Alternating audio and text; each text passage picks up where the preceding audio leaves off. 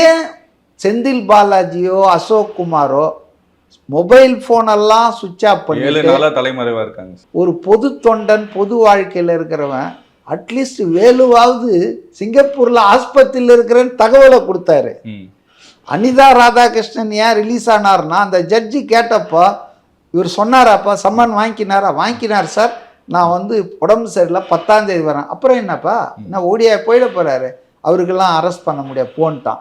So சம்மனை வாங்கிறதுக்கு நீங்கள் ஆள் இல்லை, சம்மன் வந்துடுச்சிங்க நாங்கள் வேறு இடத்துல இருக்கிறோம் நாங்கள் வருவோங்கன்னு சொல்கிறதுக்கு தயாராக இல்லை. அப்போ நீங்கள் குற்றம் செய்திருப்பதால் தானே ஓடி ஒழிக்கிறீர்கள். தலைமறைவுன்றது இந்த தப்பு பண்ணுறவனுங்க திருட்டுத்தனம் பண்ணுறவன் தான் நாங்கள் மொபைல் ஃபோன்லாம் ஆஃப் பண்ணி வைப்பான். இப்போ நான் கூட தான் மொபைல் ஃபோனை சைலண்டில் போட்டு வச்சுருக்கேன். ஷூட்டிங் முடிஞ்ச உடனே எடுத்து மிஸ்டு கால்லாம் கூப்பிட்டு பேசுவேன். ஆஃப் பண்ணுறது என்ன வகை? அப்போ இவங்களுக்கு இந்த குற்றத்தில் சம்பந்தம் இருக்குது. இல்லைன்னா சிவசங்கரன் வந்தா மாரி ஏவாவேலு பதில் சொல்கிற மாதிரி சொல்லாமல் 9 பேரை அரெஸ்ட் பண்ணியிருக்காங்க.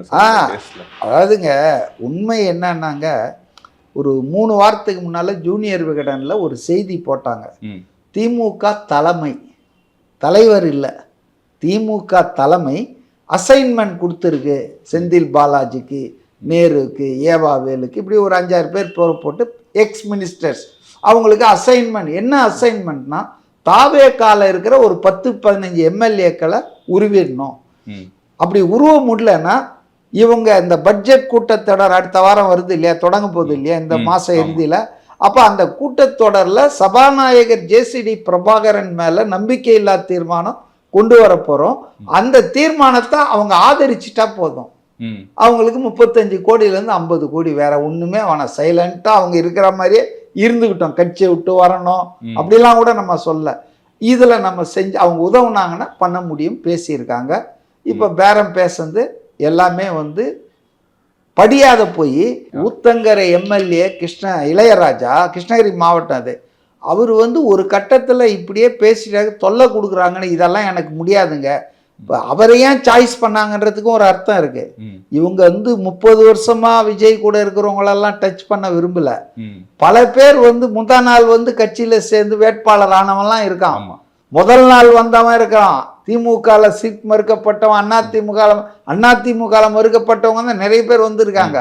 ஸோ இது மாதிரி ஆட்களை தான் அவங்க பண்றாங்க. அது மாதிரி ஒரு ஆள் தான் இளையராஜா.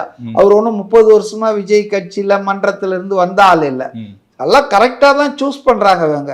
அப்போ அவர்கிட்ட பேசும்போது அவருக்கு ஒரு விசுவாசம் இருக்கு, நம்மளை ஆக்கியிருக்காங்க, நாம் இதெல்லாம் செய்யக்கூடாது, நான் அதெல்லாம் ஒத்துக்க மாட்டேன்னு சொல்லிடுறாரு. சொன்ன உடனே என்ன சொல்கிறாங்கன்னா, ஓகே ஆனால் இது எங்கேயாவது வெளியே போச்சுன்னா உன்னையும் உன் குடும்பத்தையும் காலி பண்ணுவோன்றாங்க.